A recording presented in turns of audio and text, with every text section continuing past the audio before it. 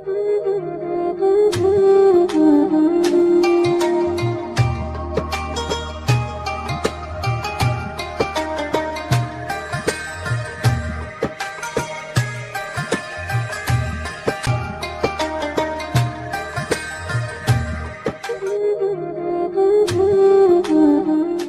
infak di jalan Allah. Infak itu, ini yang perlu saya luruskan. Tidak harus menggunakan uang. Infak itu pemberian bersifat materi. Makanan itu infak. Pakaian itu infak. Buah-buahan itu infak. Silahkan berbagi. Walaupun nggak ada uang, bisa kita gunakan dengan yang lain. Cek, kalau antum main ke Auckland, ke New Zealand. Ya, di situ ada donation itu bukan cuma dengan uang. Food, kadang mereka kasih dengan makanan. Ada yang nyimpen ciki, kotaknya di situ. Di kotak infak itu, kotak dalamnya ada ciki, ada beras, dan macam-macam. Sampingnya ada yang uang. Cuman mesti dilihat dulu bagaimana bentuk kotaknya. Ya, kalau kotaknya belahan kecil, itu pasti uang. Bukan beras. Oh, ini beras nih. Dibuka dulu karungnya, diginikan. Tidak, bukan. Silakan bebas. Ya, dan itu nilainya tinggi. Kadang-kadang antum lupa di majelis ilmu ada snacknya. Walaupun cuma kurma dapat 2, bagi 1 dengan teman. Air misalnya tidak harus semua oleh antum. Begitu antum bagi, langsung dituliskan 700 kali lipat paling minimal. Demi Allah saya katakan, paling minimal 700 kali lipat. Makanya zaman Nabi, itu ada satu keluarga yang berlomba tuh mendekatkan diri pada infak, walaupun dirinya kekurangan. Agak aneh tuh cara berpikirnya. Ya, jadi kalau dibandingkan manusia sekarang nggak dapat. Saya mau tanya begini, antum di rumah, persediaan, antum punya anak 2. Antum dengan istri, 1 suami, 1 istri, 2 anak. Di rumah ada persediaan makanan untuk 2 anak antum saja. Antum aja nggak makan malam itu, cuma ada anak 2. Untuk mereka, kalau nggak makan, mereka bisa nahan lapar semalaman. Tiba-tiba antum ditawarkan oleh seseorang, ada tamu nih, mau nggak dijamu di rumah? Bisa nggak? Pertanyaan saya, kalau ada orang yang datang seperti itu ke tempat antum, Mas, ini ada tamu, saya nggak bisa jamu, bisa nggak antum jamu? Di rumah antum cuma ada makanan untuk anak-anak, antum pun nggak bisa makan. Pertanyaan saya, dijamu nggak teman itu? Kenapa diam? Hai ahli surga? Kenapa diam? Lihat cara berpikirnya. Kalau cara berpikir kita hanya ke makanan saja, maka kita katakan, Ustadz, anak saya aja dapatnya makanan seperti itu, kami pun nggak makan. Bagaimana bisa diberikan pada tamu? Tapi cara berpikir Tolhah dan keluarganya agak beda. Begitu Nabi katakan, ada tamu, kita datang, langsung angkat tangan. Duluan ngangkat, padahal yang lain banyak yang punya banyak makanan. Tapi cara berpikirnya, kapan lagi saya dapat 700 lebih? Kapan lagi saya dapat? Diangkat langsung tangannya. Ya Rasulullah, saya. Sebelum yang lain ngangkat, angkat tangannya. Maka diantar kemudian ke rumahnya. Sampai di rumah, istrinya dikatakan, duhai sayang, ada titipan Rasulullah. Bahasanya bukan ada tamu, ada titipan Rasulullah. Allahu Akbar. Ada titipan Rasulullah. Maka istrinya langsung membaca, saya paham. Saya bertugas menidurkan anak-anak dulu, tidurkan. Yang suaminya menyiapkan makanan. Begitu sudah jadi, kata suaminya kepada tamu tadi, Anda silahkan makan di sini, saya temani dulu istri saya. Gak enak rasanya, meninggalkan sendirian. Begitu temannya makan, dia berpura-pura makan di bilik yang lain. Membunyikan bunyi-bunyi seakan-akan makan. Begitu sudah kenyang, tanpa mukaddimah yang lain langsung pamit. Terima kasih sudah menjamu saya, semoga Allah berikan pahala. Pamit malam itu juga. Begitu selesai pamit, subuh-subuhnya datang menghadap pada Rasulullah pagi-pagi. Apa yang terjadi? Turun ayat Quran surah 59 ayat 9 sampai 10 itu. Walladzina tabawwa'ud dar, sampai ke kalimat wa yu'thiruna ala anfusihim walau kana bihim khasasah. Tuh cara berpikirnya. Jadi kalau antum melihat peluang seperti ini, enak teman-teman sekalian, banyak sekali. Tidak harus uang, pakaian, makanan, macam-macam. Jadi kalau antum beli buah tuh, antum beli 5. Di rumah ada 3 orang. Berarti antum mesti sadar, Allah titipkan yang 2 lagi untuk peluang infak antum. Bukan untuk antum habiskan semua. Kok bisa orangnya cuma 3, beli mangga 5. Siapa yang menggerakkan antum untuk beli 5 mangga? Orang cuma 3. Berarti yang 2 lagi, itu Allah gerakkan untuk mendapatkan pahala. Ada peluang di situ. Lu kepada siapa ya Rasulullah saya berikan? Kepada siapa ya Allah saya infakkan? Ini yang sering keliru. Kata Allah langsung turun. Fi sabilillah. Yang utama itu 5 dulu. 5. Kalau Anda temukan 5 ini, dia peluang infaknya sangat tinggi untuk diberikan. Siapa mereka ini? Ada di Quran surah kedua ayat 215. Paling kanan sebelah bawah. Yas'alunaka madza yunfikun. Mereka bertanya pada Muhammad SAW. Ya, awas, apa yang harus kami infakkan? Pada siapa? Maka turun jawaban, kul ma anfaqtum min khair. Katakan kalau mau infak mesti yang paling bagus. Ini kaidah pertama. Awas, ada peringatan di Al-Baqarah ayat 267. Wala tayammamul khabitha minhu tunfiqun walastum biakhidhihi illa an tughmidu fi. Jangan kamu infakkan pada orang lain yang kamu tidak suka. Melihatnya aja kamu enggak suka, dikasih orang. Antum punya uang 50 ribu, dua, satu, wah masih keras, bagus, luar biasa. Masuk dompet enak dilihat. Yang kedua, wah sudah lecek, dekil, off the kumel. Wah dilihat gak enak, baunya gak nyaman. Tiba-tiba ada orang lewat, Pak, sedekah Pak. Pertanyaan saya, maaf, mana yang antum berikan? Yang lecek atau yang bagus? Tuh. Ingat, kalau urusan zakat mal, berikan yang bagus. Zakat mal, pilih. Paham? 5 orang ini siapa? 1, lil walidain, orang tua. Ini orang tua ini gak pernah minta, jarang sekali. Cuman kita yang mesti paham.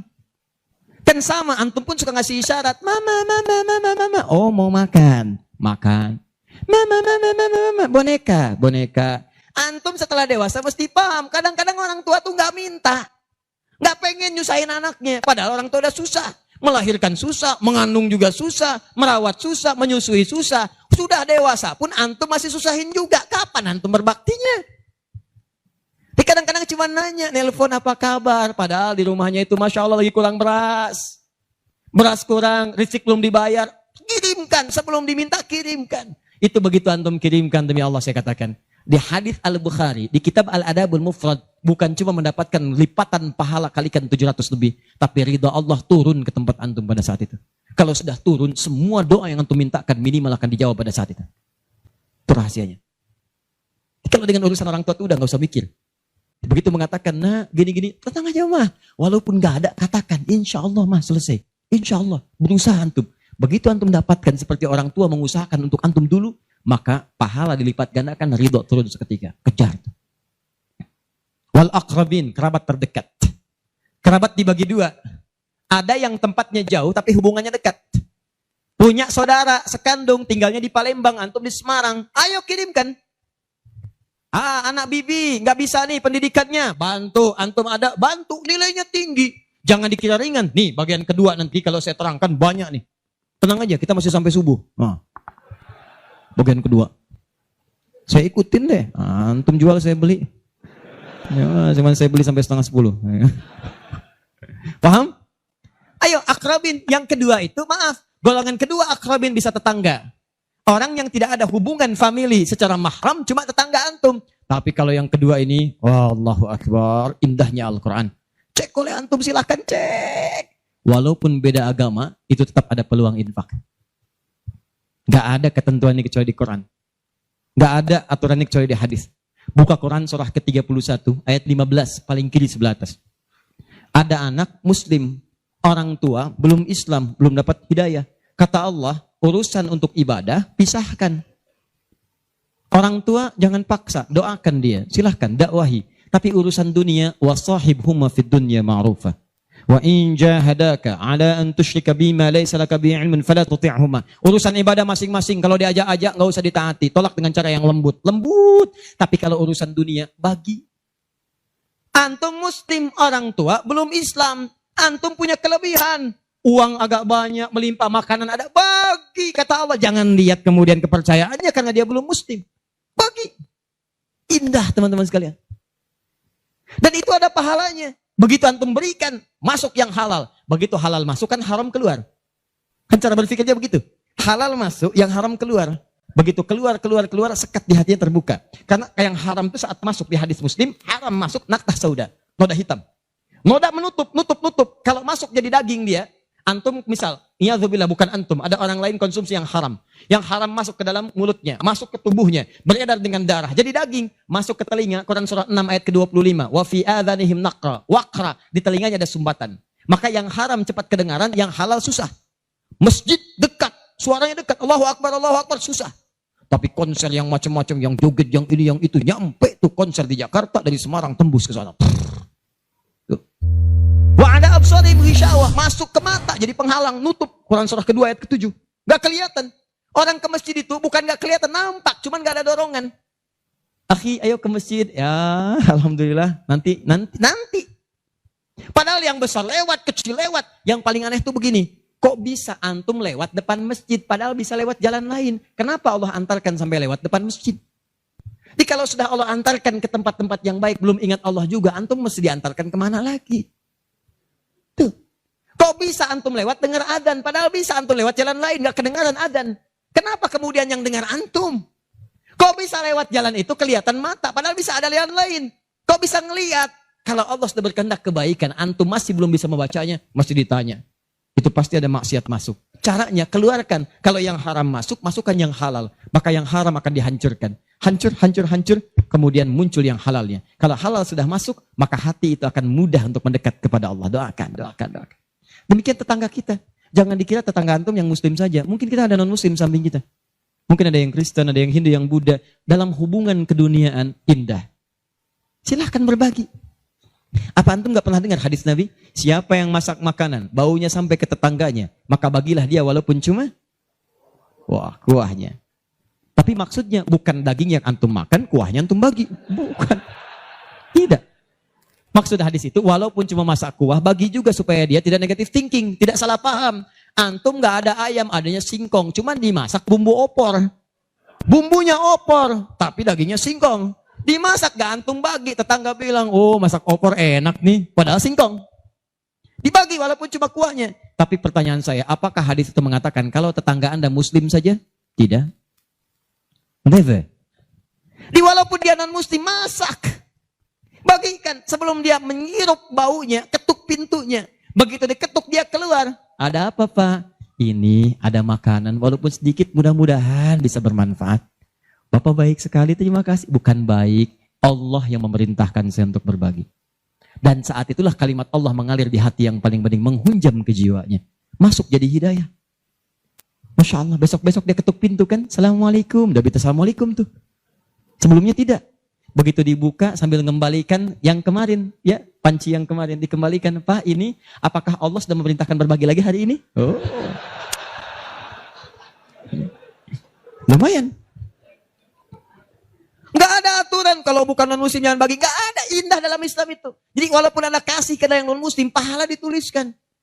Jadi jangan pilih-pilih kalau urusan dunia. Anda masak, ini samping Islam, sampingnya lagi Kristen, sampingnya lagi kemudian Muslim, non muslim. Bagi yang muslimnya, yang non muslim tidak.